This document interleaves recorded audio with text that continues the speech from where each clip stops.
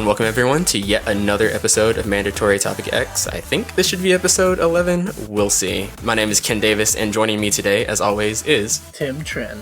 Today we're going to be talking about Mazinkaiser SKL, or Mazinkaiser SKL, which is a 2010 OVA, a spinoff of the Mazinger Z and Mazinkaiser anime and manga. If you have anything that you would like us to talk about on the show, go ahead and send us an email. Mazinger Z is a manga created by Go Nagai. Go Nagai is a super famous mangaka. I think he did some animation. I don't know if it's fair to call him an animator or not. He owned an animation studio, so I guess so. He is like one of the most important people in anime and manga history. And I didn't know that he was still alive, actually. Really, it goes to show my ignorance. But anyway, he's a professor at some art university in Tokyo, alive and well, doing some good work. So Go Nagai is really famous for making manga a lot more violent and a lot more sexualized than it used to be. Way back in the day, it was kind of like the good old American comics, very for kids. And Go Nagai's manga were definitely still for kids. They were running in magazines for kids, but he would like introduce all of this rape and nudity and sexualization and people's heads being ripped off and just really extreme elements that the equivalent of the PTA in Japan was just shocked and aghast at the time. Very involved in like Gekiga type stuff. He's also credited with creating the genre of super robots, the super robot genre. He's largely credited with creating that. And he's also credited with making the first robot that had a pilot inside of the robot. The giant robot genre had been going around for a while before him, but he was the guy who put a pilot inside of the robot. That's really interesting. Yeah, it's a really badass thing to have on your resume as a mangaka. Hey, I created this super popular genre and I created this entire trope, bitches. And in addition to that, he's also pretty largely responsible for putting Shonen Jump on the map with his manga Harenchi Gakuen, and that was one of the first ecchi manga, so he gets a lot of credit for popularizing ecchi as this thing that's acceptable in manga and putting the #1 manga magazine on the map. This dude is pretty much a beast. His popular works that get known or would be known of today that have survived history, I guess all of them to some extent or another, but the most famous ones are Cutie Honey, Devilman, Mazinger Z. And as we said, Mazinger Z is what the thing we watch for this episode is loosely based off of. Man, that's crazy. I had no idea, actually, going into this guy was that popular, or that he was such a pioneer. Yeah, so we kind of jumped the gun here by doing Mazinkaiser SKL this early on. We really should have kind of built up to this, and I'm sure anyone who's super into mecha anime, the mecha genre, is going to be incredibly frustrated and disappointed with this entire review. It's going to be incredibly disappointed with my little summary of Go Nagai's career. Oh, you forgot thing number 125 that he did, whatever. This is just a general overview. I'm not all that familiar with his work directly. I've seen some of it. And so there's a lot of nuance to Mazinkaiser SKL, a lot of like cameos and references that we're just not going to get because we've had very little exposure to all of this. And so just calm your mecha nerd rage down right now. Yeah, you're going to be thoroughly upset. The director, whose name is Jun Kawagawa, or whatever, directed Cyborg 009, which was interesting to me because I really like that show. I just wanted to mention that. He actually hasn't worked on a whole lot of stuff. He did work on like a Lupin the Third TV special, and he's worked on a couple other robot anime, but he hasn't actually worked on a lot compared to like some of the directors for the previous animes and OVAs we've been talking about. So the story of Mazinkaiser SKL, SKL, the SKL stands for skull. I don't know why they didn't just name it SKL, but Japan.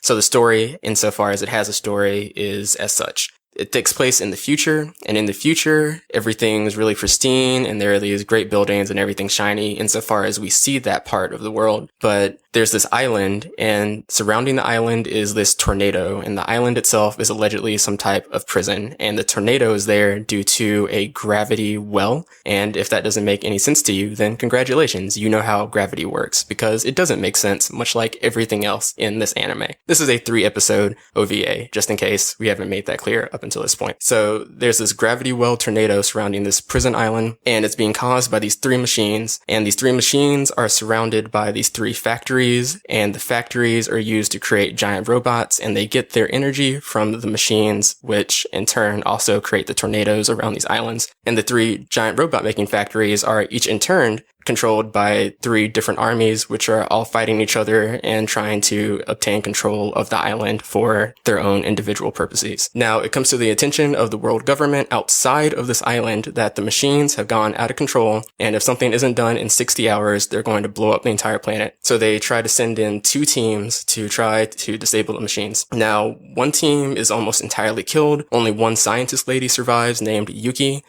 or at least 2 people from the other team survive, Ken Kaito and Ryo Megami, and they are the 2 main characters of the show. They're the people who pilot the giant robot known as Mazinkaiser. And Mazinkaiser is just the most badass robot in the world, apparently. It can basically solo entire armies by itself. And so the story is just those 2 characters and the scientist girl working with some people on the island to try to disarm the machines and save the world. And that's really all you got going on here. Not super complicated. Yeah, seemed to me like an excuse to have a robot battle royale type thing. So none of Go Nagai stuff is super complicated or it's all pretty dumb, simple, violent, garbage nonsense. And some people find that fun and some people don't. By the way, Go Nagai was not actually working on this. This is just a spin-off of something that he worked on. And even though this is a spin-off of Mazinkaiser, Mazinger Z, these aren't directly related to them. The characters in this are completely different people than the characters in those 2, even though, as far as I'm aware, people with the same character designs and the same names reappear. It's kind of like how Tezuka has this bag of characters he'll reuse in different works, even though they're not really the same people. He just kind of likes the personalities and character designs. That's what this thing is doing. Or I guess you could look at it as being taking place in an alternate universe or something along those lines. I guess the first thing that kind of stood out to me, okay, so you've got this weird gravity prison. It's tornadoes surrounding this place. And the world's about to be over. The world's going to end if they don't somehow shut this machine down. So it just seems a little unrealistic to me that all their hopes ride upon these 2 people.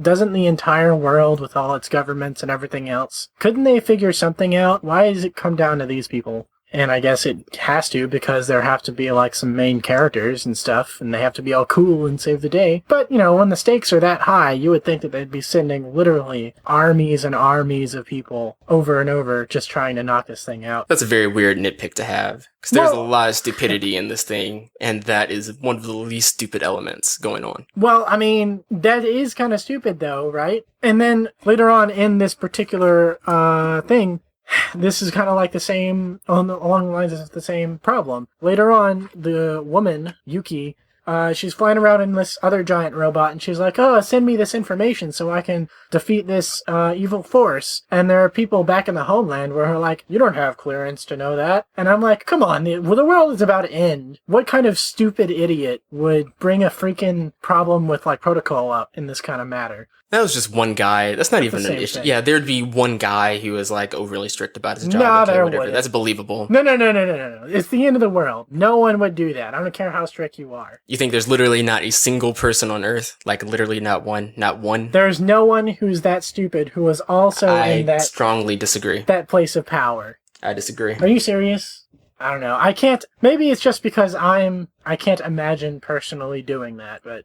Anyway, if we're going to start somewhere with the stupidness of this thing, I think that's appropriate. I think it's a horrible place to start. There's so many things that are so much more stupid than this. Okay, before we even get into specific plot things, I guess we should just go over kind of the general look and general feel of this. So last time we talked about Bastard, and we said that was very inspired by heavy metal. This thing makes Bastard look like it was inspired by My Little Pony. The opening theme is just this screaming kind of heavy metal thing. Same thing with the ending theme. Incidentally, I didn't really care for the music because metal isn't my thing, but... Yeah, I didn't really care either. Yeah, so be it. It's very extreme and to the wall and very violent and very... It's not actually all that sexualized. Definitely a lot of ladies scantily clad, a lot of cleavage being shown, but it's really not as bad as it could have been. For that matter, even though there are some people being killed in some pretty violent ways, being stepped on by giant robots and being crushed in different ways, it's not anywhere near as bad as it could be. You've seen things more violent than this, but this thing is still pretty pretty metal overall, including the design of Mazinkaiser itself. The main characters, they are like kind of the stereotypical giant robot pilots that Go Nagai actually, he created that stereotype that the Really giant robot stereotypical? pilots. Are they really stereotypical? Because the thing that stood out to me with those guys is they were just completely psycho and over the top.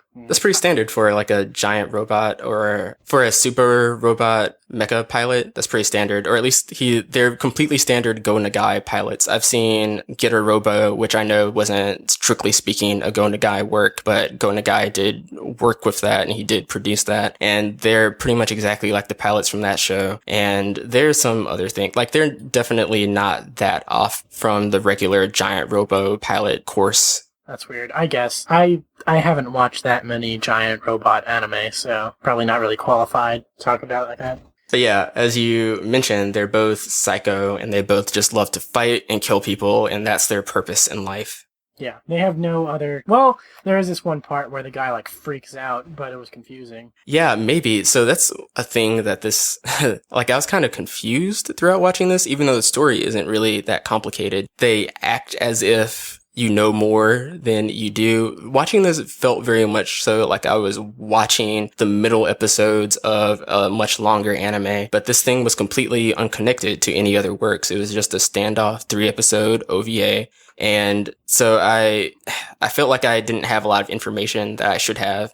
I don't know. It felt kind of disorienting watching this. Yeah, it was, I don't know, because on one hand I thought, well, maybe it's just supposed to be like that, you know, it was really fast-paced, it seemed to me, and so, you know, maybe they were just foregoing the plot because they knew it wasn't going to be riveting, and they were just focusing entirely on the action, which I thought was pretty plausible, because the action, as far as it went, I actually thought was pretty good. But yeah, you do get, or at least I also felt rather confused while watching it, especially during some of the points where it kind of felt like there's supposed to be context. As I was referencing previously when one of the pilots of Mazinger basically flips out in the second episode. Yeah, he's like having this breakdown because his ideology is being challenged by one of the villains, and he's clearly having this really profound internal conflict to him, but we don't know anything about him. We have literally been giving virtually nothing but superficial character hints about him up until this point, and so for him to be having this, you're like, oh man, should I know why he's having this?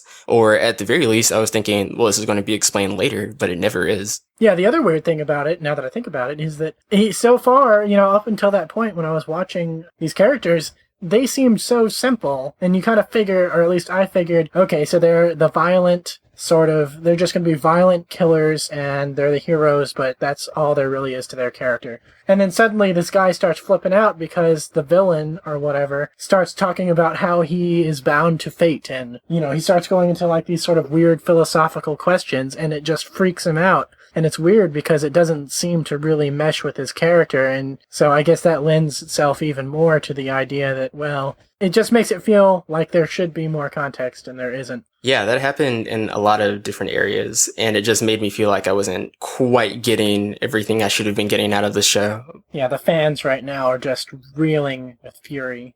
Whatever. I gave you your disclaimer. You could have turned away. You didn't have to listen to this. Huh. So you mentioned the action earlier, and the action is pretty good. The animation is pretty good. I don't really have any complaints. It's not like movie quality animation. It's not the best animated fight scenes I've ever seen, not the best choreographed fight scenes I've ever seen, but they're definitely solid. There's some cool stuff going on. Yeah, it just looked cool. I mean, it wasn't particularly creative, but, you know, these action scenes, they were fast. There was a lot of fast-paced, just fighting and stuff like that going on. It was really cool. I especially like the cyberpunk sort of gadgets rolling around and people, like, whipping out weapons out of their suits, which is standard fare for robot anime, but every time stuff like that happens, it always is really cool to me. So I liked the action. I thought it was cool. Yeah, Mazinkaiser would have, like, these guns that he'd shoot super duper fast and just, like, teleport all over the place, shooting, like, 50,000 people at once. That looked pretty cool. And then he'd have, like, his sword that he'd use to cut down people.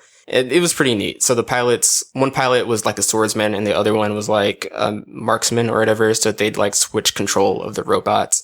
And they were the only people with a 2-person robot, as far as I recall, in the show. So that was unique for them. Yeah, one of the things that bothered me about that situation, though, is like when that guy is like flying around in his robot, shooting everybody up. I mean, I understand that he's supposed to be like some kind of gunslinger prodigy, but I don't know. It seemed unrealistic, even by those standards, because he was just flying all over the place, getting these perfect shots, and I'm like, come on, no one is that perfect. You're a human being. But you can't complain about realism in this show. That's absolutely absurd. No, I realize that. I'm just saying that is a thing that kind of stuck out to me. I was like, I don't know. I'm not sure if I should have just let it slide, but, sometimes you give things liberties and sometimes you don't. If you're talking about people being, like, unreasonably perfect, I like the scene where they're, like, going to the Chinese dude's palace, and the sword guy, he jumps out and he's storming the palace on foot. He's just, like, killing hundreds of people with his bare hands, trying to get to the throne room. Exactly. That's another example of kind of this weird exceptionalism. Like, how can these guys be that good? It makes no sense. Like, statistically, even if they were the greatest fighters in the world, they've got to get hit by a stray bullet at some point.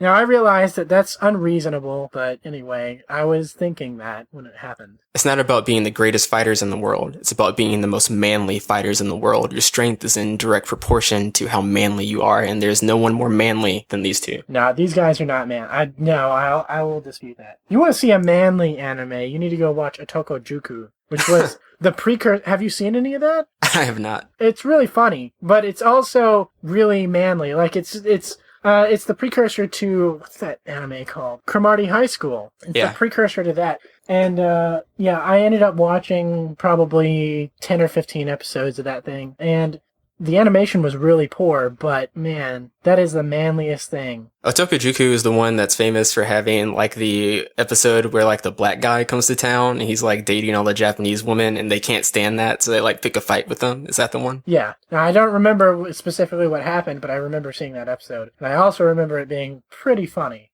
We need to review that, actually. I'm putting that up as a challenge. That anime, I'd be if down you want for to see manly anime guys, these guys aren't the ones to go to. These guys are just the stereotypical, I guess, prodigies, but manly. You go see a Tokujuku. Yeah, another thing that I kind of wanted to mention was, and I guess this might be a little more a comparison to, like, the animation style, maybe, but while I was watching this, and this is completely unrelated to our previous topic, it had the vibe of, like, 2005, 2006 era anime, which is what I associate with this style with, even though I'm sure it's not true. It kind of felt like, as weird as it is to make this comparison, Code Geass and stuff like that, which is weird to me. Yeah, it is a very weird comparison. I don't see that at all, really. Like, the lines in the animation are real clean. I don't know if that makes any sense, but I was thinking of animes like that while I was watching this, and it just reminded me a lot of that.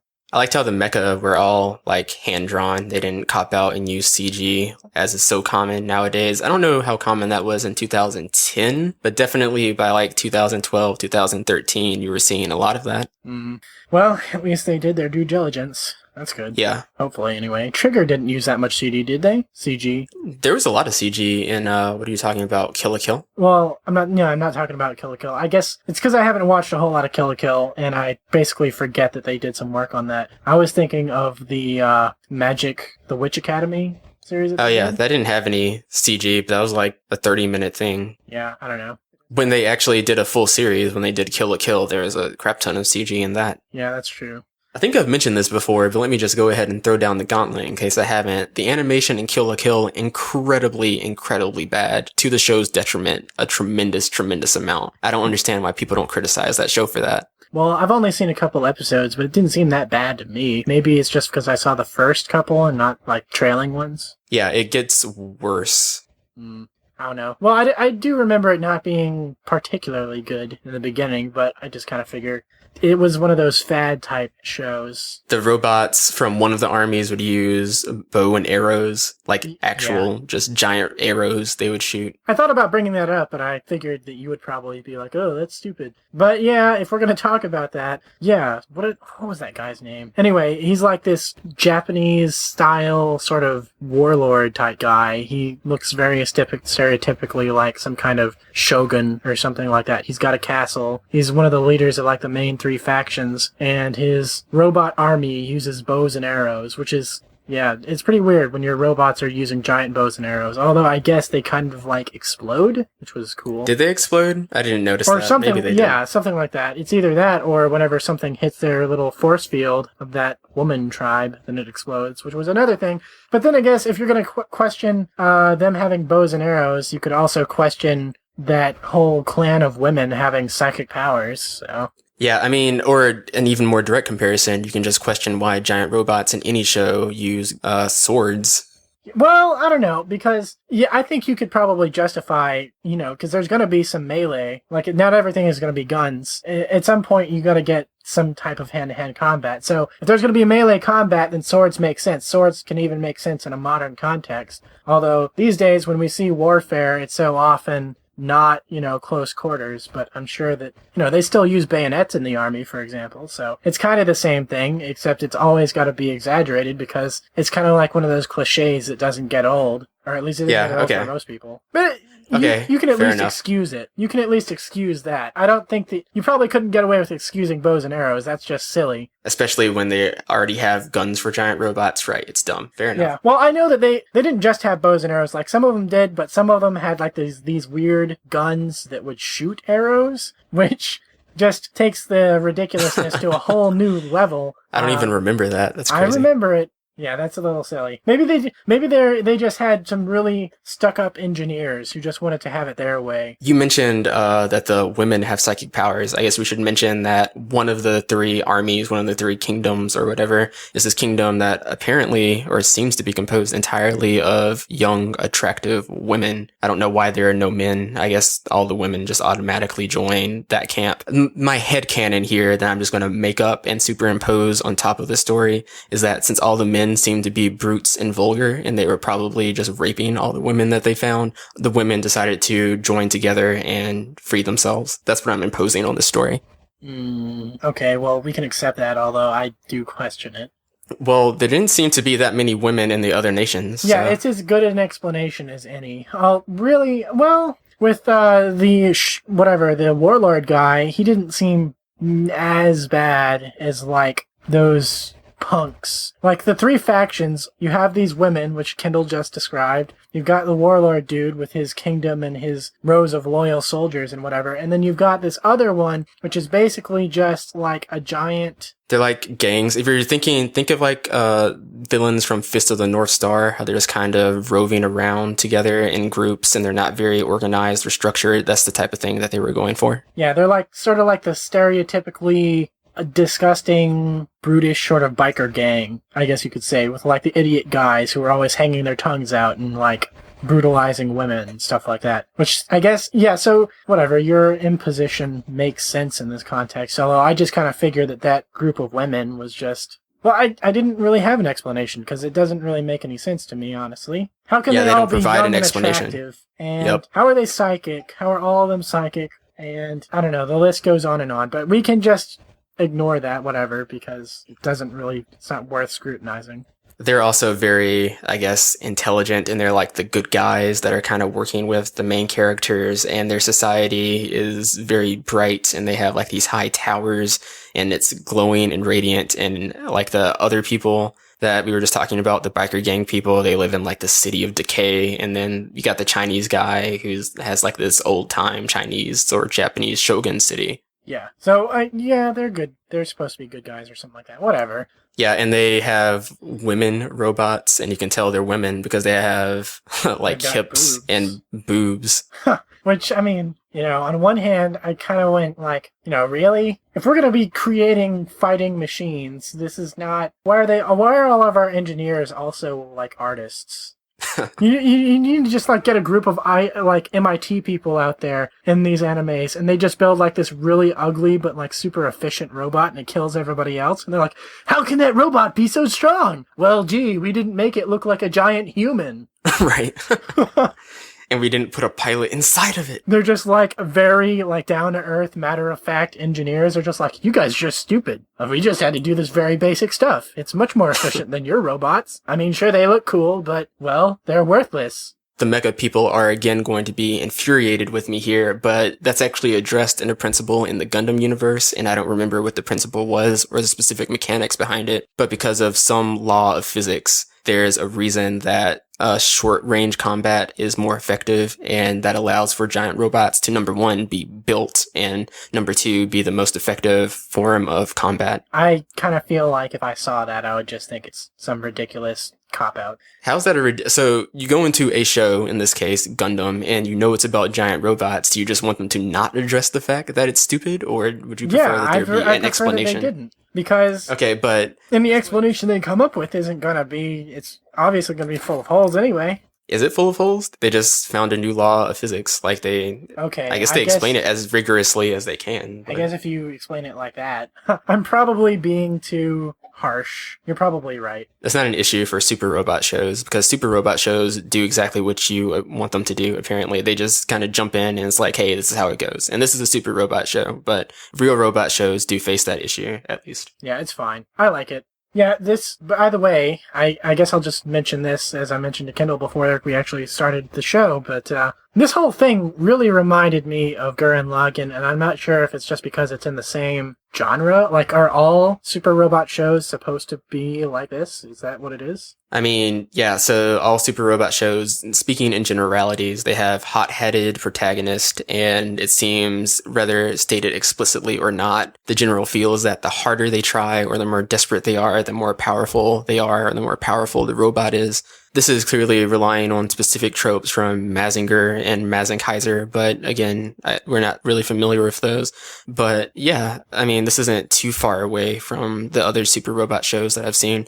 And Gurren Lagann was very explicitly supposed to be a parody, isn't the right word, but a send-off or homage to shows of this nature, even if not directly. So yeah, it makes sense that that would remind you of this. So at one point, the two guys and Mazinkaiser Skull, they face the entire army that's being led by Kiba. He's in charge of the gang people that we were talking about earlier. And Mazinkaiser Skull beats that entire army single-handedly by themselves. And it's like, that doesn't really make any sense. Well, I guess it makes sense, but it just kind of weakened the sense of conflict that was going on. And then later, they're fighting the dude who's in charge of the Shogun army, and that dude beats them. And I'm like, well, if the Shogun dude was stronger than you, and you were stronger than that entire army, why isn't the Shogun dude, why hasn't he, like, ended this war, like, 15 years ago?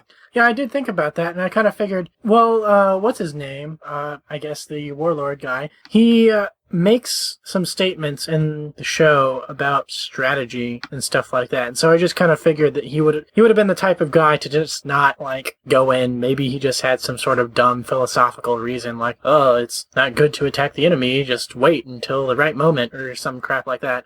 Although, you know, speaking of that, I was kind of happy when they were defeated, because I was just like, I expected this to be the kind of situation where they would just be invulnerable, and I guess in the end they kind of were, but it was nice to see that somebody could, like, beat them up. I was happy about that.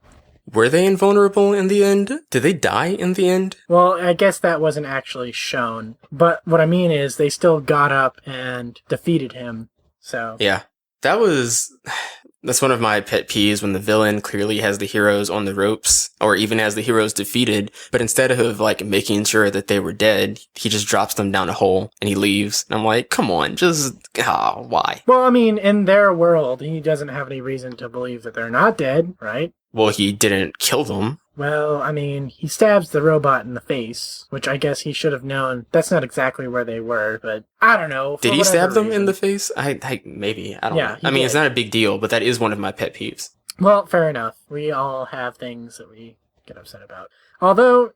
I liked how they would hide their robot in stupid places that would be incredibly difficult to hide your robot in. That's another thing. Yeah, their robot just pops out of the side of a mountain. How did they even get it in there? Or it pops from underneath the ground. Exactly. Like they hit it 50 feet underneath the ground. How do you do that? And furthermore, how is the robot so strong that it can just pop right out of the ground and split the earth apart? Now, I realize that this is supposed to be a super powerful giant robot and everything, but it would have to be, like, powerful enough to, like, punch the ground and cause an earthquake or something. Which maybe it was, but it just... When that happened, I was like, And how did they get it down there? Like, how much elaborate planning do these two have to go through? And why is that why is that something that they do? Like, okay, all right, we're crazy, deranged people who love to kill people, and we're all about the action, but we have to have this dramatic entrance. Now, how are we going to get this robot under the earth? And they're like devising some kind of crazy plan, and that's just like the entire thing for them? Right. Well, see, it's easy. First, we just have to have the robot dig this giant hole, and then we put the robot inside of the hole. Okay, but then what? Well, I guess we're just gonna have to fill it up by manual labor. And so they spend days just with their hands filling up this gigantic hole. Why are we doing this? It has to look cool, man. It has to look cool. And then it's gonna be so badass. And then, like, one of the times they forget to do something, and so they're like, "Ha! Witness as our robot emerges from the ground, all badass and whatever." And they're like, "Oh no, we forgot to turn it on." Oh no! And so they just get murdered. Why do we do this thing? Oh man. But seriously though, that we're making a joke, but it is ridiculous how this robot just emerges from the scenery. Like, it doesn't make any sense. I think that's actually pretty standard fare. I don't know necessarily for super robot shows, but like I vaguely remember, oh man, I wish I could get this right, but maybe in Power Rangers, like the Megazord would be, or things from the Megazord would like be hidden in random things. Like, I feel very strongly that I've seen something similar to that before. Like, I think this is just kind of, to some degree or another, a trope. I remember that in Big O that happened, but they had an explanation for it in that show, so... I mean, in Big O, it wasn't in, like, the scenery. It was just on those tracks under the subway, right? Yeah, but it would still emerge from the ground or something like that. It would... it would pop up, and it would just sort of be there whenever the hero needed it, and it would, like, maybe walk out of a building or something. But the understanding was that it can come up in the ground through these sewers. So at least they had some sort of explanation for it. But in this, it's just kind of like it's beyond unrealistic, though, is the kind of thing that we're dealing with here. How do you bury your robot in a mountain? I don't know. Although I guess that kind of reminds me now to think back to that time period. Didn't Team Rocket always have like a bunch of giant robots that were just inexplicably there? I know they would always build these giant robots. I don't know if they would just pop out of random places. I think so. I think you may be onto something. They just hid them in stupid places. Yeah, and the weird thing is, though, Jesse and James, come on, guys. If you are good enough that you can build these giant robots, why don't you just go do something else? Why are you trying to steal Pikachu? I'll just briefly throw out that the show is maybe sexist. I don't know. I don't really care. There. Well, so you don't have an opinion, which is surprising to me. Yeah, I'm done. I felt the need to say it, to mention, hey, maybe someone will have an issue with this, and other than that, I'm done. I guess it is kind of hard to tell, because on one hand, you have these empowered warrior women, but they're showing some skin, and it's kind of like, are they being exploited? I don't know. I don't even care. Whatever. Okay, well, this is amazing. Wow, Kendall is shedding his longtime hatred of women being weak. Well, these women weren't weak, so I guess we're... Yeah, I mean, my pet peeve, it doesn't come to bear. It was not initiated. Farewell. Nope. Farewell, pet peeve. You will not be missed. Yeah, that was another thing that wasn't explained. Like, the girl working under the Shogun dude and the leader of the women clan, they are sisters and they share this bond and they're talking about some weird mystical thing, and none of that's ever explained. No. Well, it turns out to be that giant robot, right? Which was... I also guess. Weird, because it's like, how do you go from psychic powers to some sort of secret military technology? They're acting like it's some kind of secret power, and it's really just a big robot. I think that's another callback to Mazinger, because I remember I think in 2009 or somewhere around that time, there was a reboot of the Mazinger series, and it was like 26 episodes, and I watched the first 1 or 2 episodes, and as far as I recall, and these are very hazy memories from a very long time ago, from a show I was pretty bored watching, frankly, but from what I recall, the Mazinger robot was being compared to like a god, and it was maybe fighting gods or something along those lines. So there's some type of mythology that we're just not aware of there. That's weird. What a weird parallel, because in the future, when we have this advanced technology, you would think that people were more cynical, but no. Human beings, we just started worshipping machines instead. That we made, I guess? So, I guess just to sum this all up, I wasn't really bored throughout the show. As Tim kind of mentioned, everything's moving very fast. There's a lot of action. You're not really bored. Things never really slow down to that extent. But because maybe you feel like you're just kind of thrown in the middle of this thing and the story isn't the most engaging thing in the world, I wasn't super engaged and I wasn't all that curious about what was going to happen next. I didn't really care about what was going on all that much. With that said, the action is compelling enough. The story keeps you interested enough. The show is okay. I don't know if I'd really recommend it to anyone. Like, you can clearly see there's a certain subset of people who would be freaking in love with this thing. And there's a larger set of people who probably wouldn't want anything to do with this. I'm kind of in between them. And I'm definitely glad that I've watched this. I kind of was meant to get around to watching this for a long period of time. And now it's done. And hey, I guess it was worth it. So there. Yeah, I guess to sum up for me, the animation was good. These are the kinds of things you have to mention. I thought the animation was pretty good. Just the battles were really cool. As Kendall said, it wasn't particularly investing. I wasn't sure if it should be. I was kind of thinking that maybe they were just going for a quick one-off type thing to appeal to the fans of the genre. And, from that perspective, they probably would love it. If you're the kind of person who just likes senseless robots duking it out or whatever, and you don't really care about plot that much, this is, I'm sure, right up your alley. I kind of feel the same way, though. I didn't particularly... I wasn't bored by it, because it is fast-paced, but it wasn't compelling. So, in conclusion, it was decent. I was kind of thinking throughout the entire thing that if this were something... You remember how, like, on Cartoon Network, they used to bring in sort of like these random anime and just things that people hadn't really heard of, or at least to me it seemed random. Like, they would get these movies and stuff that just seemed kind of out of nowhere and they'd play them. You know what I'm talking about? Yeah, I know what you're talking I kind about. of feel like if this were if this were that type of situation where I was a kid or even whatever, a teenager, and I was watching Toonami and this came on, it would be kind of cool. It wouldn't, be like a favorite show, but it would be cool that it was there. I'm glad that it exists, but I can't say that it is something that I would particularly recommend. So, there you go. That's the verdict. It's not bad. If you want to watch it, go watch it. But, it's also not super great either. I want to briefly share my ignorant speculation about the demographic for this thing. I'm assuming that they're just going after all the people in Japan who are like, at this point, 40-year-old men and nostalgic for their old properties. Like, this is probably targeted towards like 35 to 45-year-old Japanese men who grew up watching Mazinger Z. So I guess that's the demographic they're going for, I'm imagining. I don't know why I felt the need to bring that up. I thought it was an interesting thought. Okay, Google Cardboard, let's go. All right. So anyway, I mentioned that I found a product called Google Cardboard. Google released it at Google I/O. Okay, so Google Cardboard is just sort of like a ghetto version of the Oculus Rift. What you do is you gather a couple of components. It has a couple of magnets and a couple of lenses that are basically plastic, but they, function as like telescopic lenses and stuff like that. And you can put together a headset that does what the Oculus Rift does, but with your smartphone. You put your smartphone in it, the screen on your smartphone separates into two different images, and each image goes to each of your eyes. And so I actually did purchase one after having learned about it, because I was like, hey, that's kind of cool. That looks interesting. You can there actually is software being developed by like third-party developers to allow you to plug it into your computer and use it in a more functional way. Like right now, if you get the Google Cardboard, the official software that's out for it is more like a tech demo type deal. If you get this software, which is being developed by people who are just sort of, enthusiasts, you can actually play games like Skyrim or Crysis or etc. I've heard of those explicitly being played. You could probably play just about anything that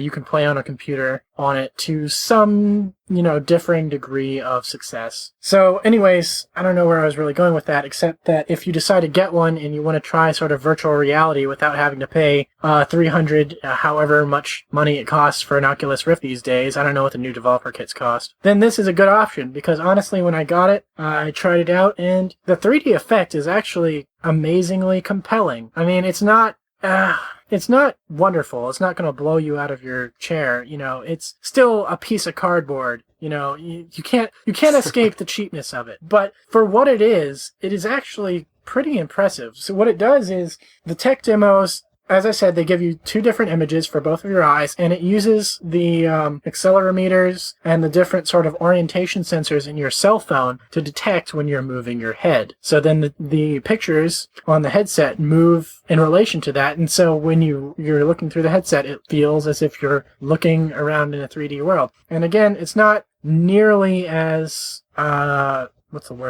captivating as an Oculus Rift would be, but I'll tell you that I did find myself sort of feeling the sensation of being there. It was certainly different. And I'd go so far as to say that the effect is much better than, say, a 3DS. Now, I know that the 3DS is not intended to be that type of thing. Its illusion is a lot more basic.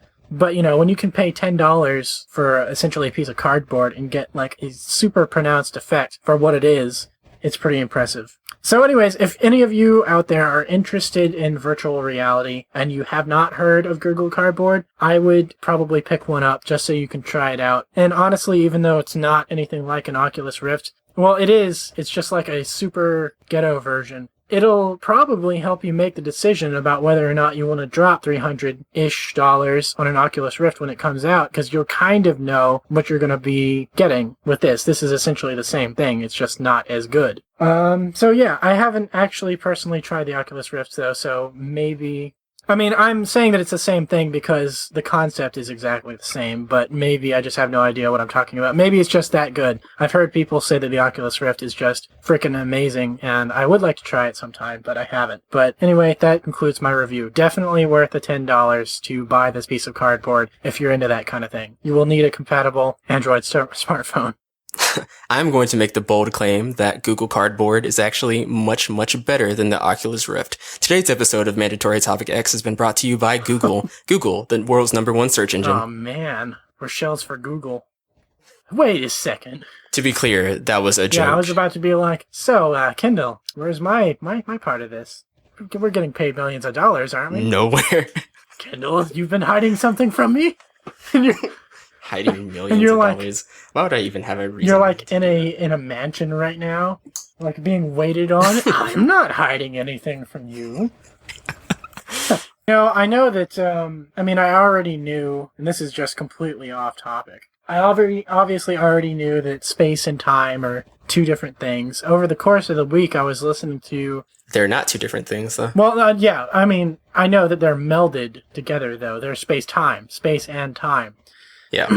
And I don't know what it is, but for some reason over the week I was listening to a scientific bit in like Planet Money or something like that, which is a NPR podcast, and they were talking about this particular topic of when the universe began, which it was a short bit, and they were just mentioning it in passing. But for some reason I was shocked because I realized that even though I knew that space and time are the same thing and when the Big Bang occurred, time essentially began. I had never thought about it, but it's just kind of hard to fathom that time didn't exist before then, so I don't know. I don't know why I brought that up. I guess I'm just making small talk at this point. I mean, time is only a concept it's a relative concept. You need to compare things in order to have time. So if there's only a singularity, if there's only one thing, by definition, you can't compare things. So, I don't think it's really that robust of a thought, honestly. Yeah, I don't know. It's just, it's weird. It's hard to conceptualize not having time because time is necessary as a benchmark to see other things. But when you say not having time, to my mind, that implies some deeper, almost mystical kind of thing. But in reality, it's just you don't have time because there's only one thing. Right. To me, that's like, I don't know, that's not as impressive in the way that maybe I would have thought of it if I was like 12. I don't know. Well, I don't know what I'm saying. I don't know if it's supposed to be impressive. It's just kind of weird to me that at one point in the past, that's what reality was, and now it's different. And it's like, I guess the change between the two is kind of mystifying, not maybe in a magic sense, but in, it's just like one of those mysteries of the universe of how it works. I don't know if I'm making any sense right now. How do we go from Mazinkaiser to this? This has been Stonercast with Tim and Ken. Although we're not actually taking any illicit drugs for you police officers out there. Cool. All right. So, signing out, I guess, unless you have anything else you want to talk about. Nope, I'm done. Later, guys. See you later.